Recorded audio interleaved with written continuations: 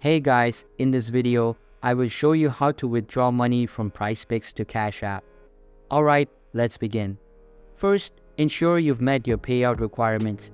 You can request a minimum withdrawal of $10. Sign into your PrizePicks account and navigate to Settings. Click on Request Withdrawal and enter the amount you want to withdraw. Select your preferred method of receiving the funds. Many customers qualify for instant withdrawals. However, new customers often have their first few withdrawals reviewed by a qualified specialist for security reasons. This review typically takes between 6 to 12 hours, usually towards the lower end of that range. Once your withdrawal is approved, you'll have two options to receive your money: instant bank transfer or card withdrawals. For Cash App, you'll likely use the card withdrawal option.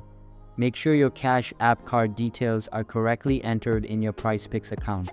After selecting your withdrawal method and confirming the details, submit your request.